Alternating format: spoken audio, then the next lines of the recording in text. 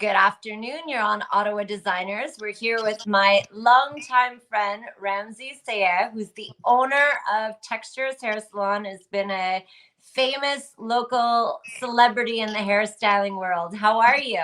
I'm great. Sandra, how are you? Very good. So give us a little history on you and how you got into this field and how Textures came about.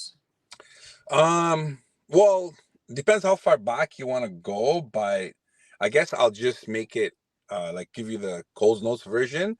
I started when I was like 14 because my dad was a hairstylist, and I would just like play around with his tools when I was at home, and I started cutting hair like just in my basement for fun on my friends in high school, and then yeah, like it took off from there, and all of a sudden I had this like clientele when I was a kid.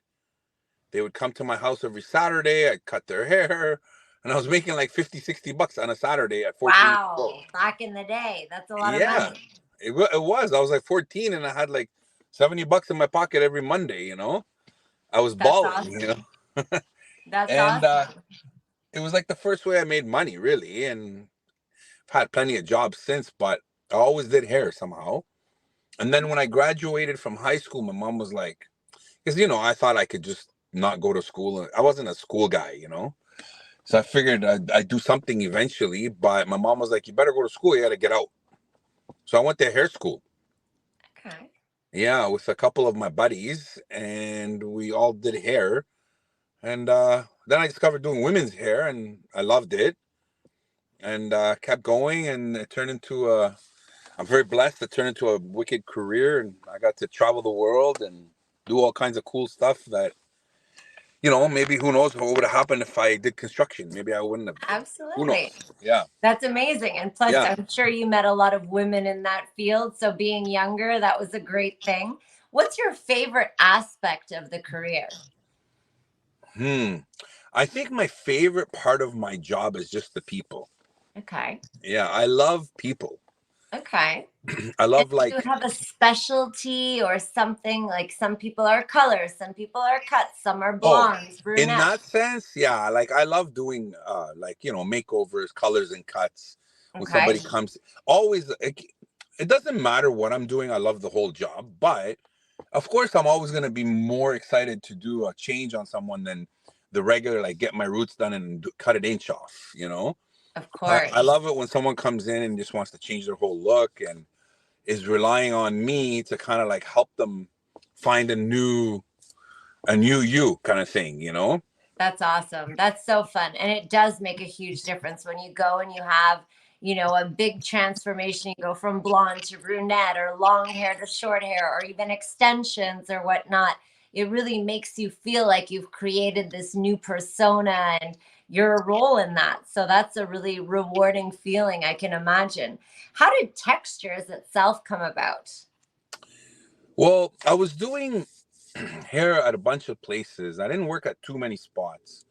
Uh, I was like trying to find my flow in the business. Okay. I didn't. I had really good barbering skills because I got them at a young age from my father, but I was really good at doing women's hair, so I kind of did both all the time. But I knew I didn't want to be a barber, so I started working at hair salons, and then I worked like at a hair salon at Billings Bridge, and it's like really just for old like Yeah. blue hair roller Yep. sets, and I was like, okay, this is not what I want to be doing.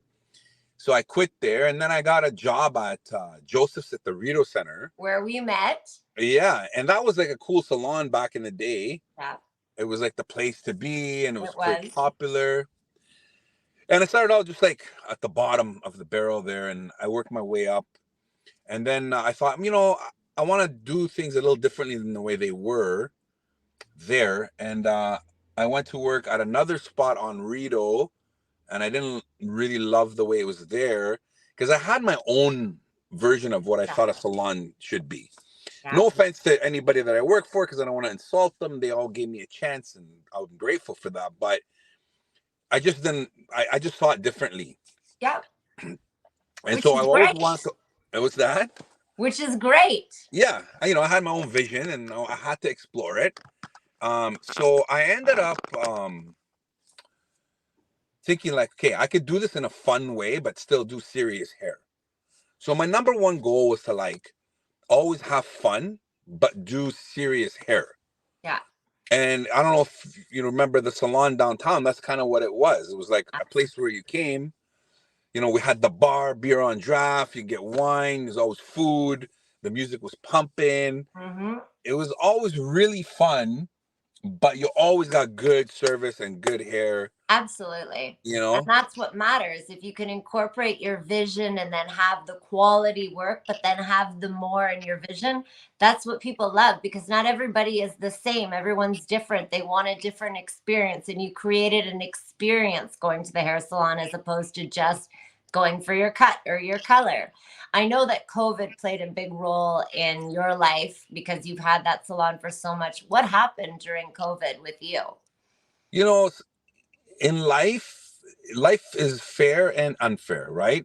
Yep. Because you could do everything by the book and life will still be unfair to you, Yep. right? And it was kind of like COVID was that for me with the hair industry. I mean, I always did things as best as I could. I always worked really hard. I always, I always paid my taxes on time. I always did everything properly, treated my staff well, treated the customers as best as I could. And I had a thriving business. But when COVID came, I had a salon in the market, the big one. I had one on Marival, and I had one in Hull at Promenade. So Promenade was a dead zone Yeah. when COVID came. Like there's like 50 to 80,000 employees there. It's the second largest area of government employees next to the Pentagon. Wow. Right? In North America. And it was a ghost town. Wow. So that salon was gone. And Yeah. then downtown was the same thing. The market was a ghost town. And I had a problem with the rents and back and forth. And I was like, man, I worked so hard, so long to still be stressed out like this at this point in my life. Not worth it. It wasn't worth it. And I had this other one on the Marival where there I owned the building and it was just a bit more comfortable. And the timing of everything, my age. I know I look young, but I'm not. I'm just kidding. It's like a fine wine. I was telling you what before we started. Some people age and they go worse and worse. I find you're getting better and better with age. Thank you. You're the best. So are you, actually. Oh, thank you. Yeah. So, anyways, I was like, I don't need this shit. Fuck it. I'm gonna close it down. And it was sad. Sorry for swearing. But it was sad, and I was like, I felt really terrible because I was giving up my baby. Yeah. It was a really hard decision, but I didn't want to have an emotional attachment to something that was gonna hurt me financially. Absolutely. And I had this feeling like that this wasn't gonna last 2 weeks, Yeah. or 3 months. And it didn't. My God, Yeah. how many businesses closed that were, thriving prior to that and completely changed? So many people's lives changed during that period of time. It was a big wake up. Yeah. And then a few years later, everybody's like, wow, how did you know? I didn't know anything. I just knew that it is what it is at the time. And I didn't want to be in debt. Nope. And I had done very well up to this point. I had my investments and I said, you know what? I'll see what happens. Close it. And when this is all over, we'll go from there. And then now it's over. And I still have my shop and we're doing great. And I'm good with the one shop. I'm happy. And where is that shop? Can you tell people where to find you? Yeah, it's on Hunt Club in Marival. Is the major intersection, but it's just off. It's right after that intersection off Marival, 1884 Marival. And it's in like a little plaza. It's a sick vibe. The plaza itself is so cool. We have like cool restaurants, pizzeria, a diner. It turned into like this really cool like hidden gem, Yeah, absolutely. And, so how do you choose which products to use at your salon? Which products do you use? we use L'Oreal Color. Okay. And again, like really the product game for salons is I don't like okay, so there's a reality and then there's the fake version. The fake version is when every hairdresser is like selling their product as the best product. that's not really reality. A lot of them are very similar because a lot of them have to go through testing and standard stuff. Like a color like Wella or L'Oreal or Schwarzkopf, they're all going to cover gray. They all have reds. They all have blondes. They all have. So, what does one do it better than the other? Not always. Like some, Wella has maybe nicer reds, but L'Oreal has nicer blondes. But they all have reds and they all have blondes. Yeah. It's really the knowledge of the stylist that you're paying for, So not true. so much the brand of the color. So true. Right. So, I use my product companies as my partners to help me grow my business, and whoever does that best, that's the brand I go with. Smart. Yeah. Absolutely. So for years we were with Wella, and then we switched to L'Oreal, and we're still with L'Oreal. They're doing good for us right now. We carry a new line that just came out called Amica, which is really cool. You guys should check it out. It's very colorful, smells amazing. The hairsprays are good, the gels are good, the shampoos are good. L'Oreal is our main brand for the purple shampoo and conditioner. Yeah, absolutely. And the treatments. We had Kerastase for years. We stopped with Kerastase just because it wasn't serving us well. Great line. Yeah. So yeah, we're trying to be like always different. So Amica is a new line that's not in the drugstores. It's not at Winners. Very cool. So Very cool. So then yeah. how would somebody look for a great stylist in a great salon? What are things to look out for if you're looking to get a hairstylist and find a salon? That's an excellent question. A lot of people go by reviews. That's a great idea for sure.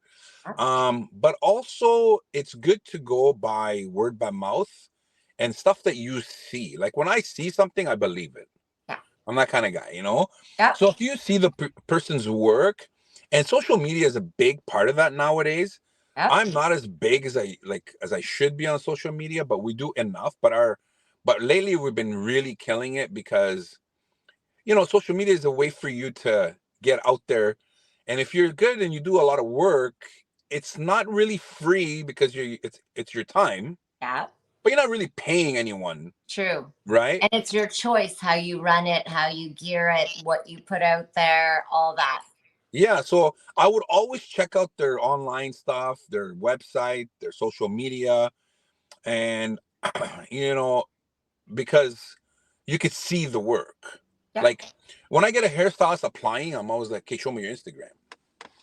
Yeah, absolutely. Easiest way. It's like a resume. No, show me. And there's a lot of employers that nowadays, I tell my son that he's 17 turning 18, and I say, be very careful what you post online, because I myself will go and look and see, oh, do I want to hire this person? What are they doing? Blah, blah, blah. And that's a really good point. It's like your calling card. It's your business card. So what advice do you have for stylists that are looking to get into this field? It's the one. Okay, so I'll give you some of the reality of this industry. So 100 people take the hairstyling course. Okay. 80 will quit when it's done. 20 will stay. 10 are no good. And we'll do it for 2 years, then quit. Yeah. And then only 10 are good. Yeah. And stay in it. Unbelievable. So 10% of the 100 stay in the business. So that 10% is very lucky because the owners know, like, you're good. They give them whatever they want, right? Yeah. Because that's the reality. It's sad, really, but the reason why is because people don't realize how hard this industry really is. Oh, yeah. There's so many. People think that hairdressers do it for the money.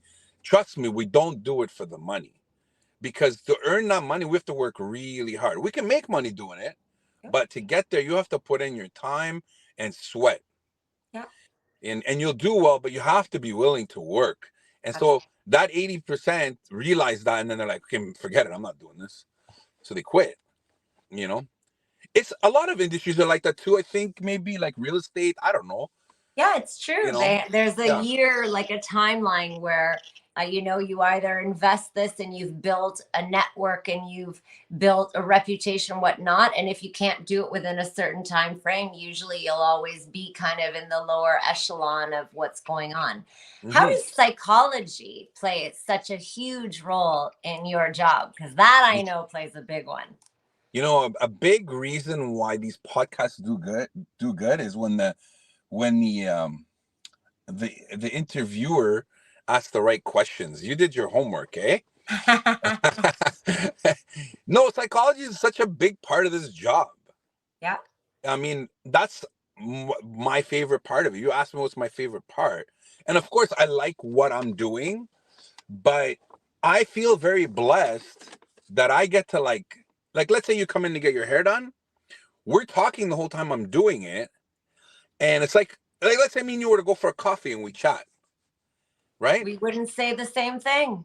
We It's would be more chatting, intimate. It's but so when you much sit in more the intimate. chair, something happens to people, and we're still having a coffee, but now I'm making money while I get to hear Yeah. the absolutely craziest or whatever things, and Yeah. it's like people just let down their Secrets, guard, stuff that no right? one else knows. It's You hear it amazing. all. It's amazing, and we're very blessed. I take that as a great honor that people feel comfortable in my chair to trust me with some of their, most important things in life. Big time. And I take that very seriously, and I keep it to myself. I take it like as if it's because you have to be grateful that people Oh, feel that comfortable to speak to you.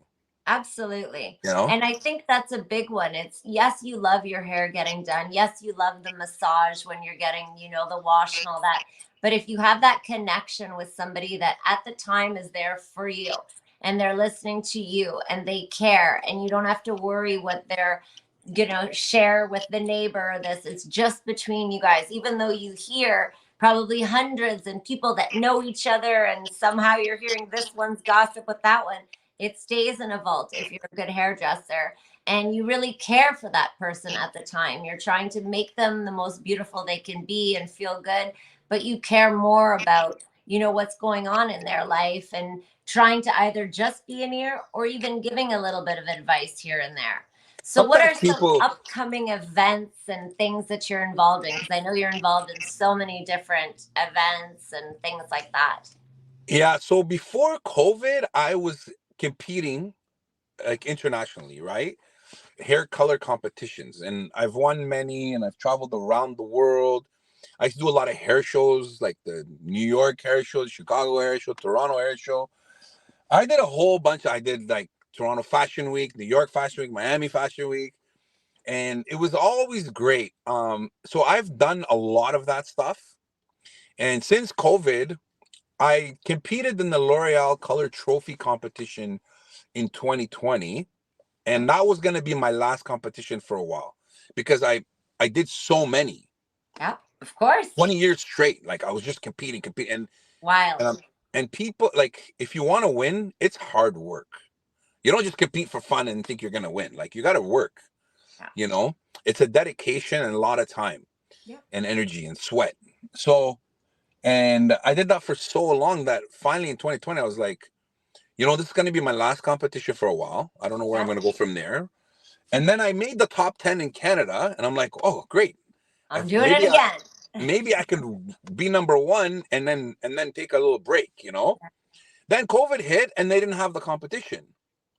So they started up again later on, I think 2022, and they were using like a mannequin head instead of a live person. And I didn't want to participate in that No, because I'm like, I'm not gonna do work on a mannequin head on a no. screen. When you've done what I've done live and traveled the Yeah. world, like it didn't have that same feeling. No. So I didn't do it. And then since then, I haven't really competed, but we've attended a bunch of courses. We had one actually yesterday at the salon. Um, where we had one 2 weeks ago. We did one a few months ago on extensions. So we're constantly doing education, but a big trip we haven't really done it in since I'd say about 6 months. Granted, we're just getting back into that, because COVID really had that, crowds were not cool. Yeah. So and I think there's there's something coming up in Toronto in a few months where we're bringing the whole team Fun. for a product launch, and it's going to be a cutting course. So, you know, we're getting So back you're into. always updating. You're always kind of your hands in there and learning and whatnot, which is the way to be a great stylist, is always finding out the new stuff that's around. And, you know, you've done your competition, and at some point somebody's got to win also other than you, right? Yeah, let the younger people win first. So how can people get a hold of you? What's your address of your salon if someone wants to go for an awesome cut, awesome color, awesome experience? Go see Ramsey. Where do we go? Okay, so website is texturehairsalon.com or .ca. At Texture Hair is our Instagram, and our salon is at 1884 Merivale, Unit 6. The phone number is 223-226-8398. And yeah, I mean, Dear Hairdresser is my Instagram, and yeah, that's pretty much it. I mean, these days most people just, or you can go book on our website directly, you can call us. So many ways to book these days. You know, you can call, you can book online, and yeah, that's it. I mean, you'll Amazing. find us. I love it. Yeah. I like the old fashioned way where I just call and I say, "Are you there? I need to come in." Da da da. But Yeah. I think it's great that people have so many options to reach out and to go see, to go online, check out what you do, check out your staff, all of that. Well, thank you so much for being on Ottawa Designers, and we'll have you back with another hair topic in the future. Anytime, Sandra. Thank you so much, and good luck with your Thank you. show. All right. Thank you. Have a Peace. great one. Bye. Ciao. Bye. Bye.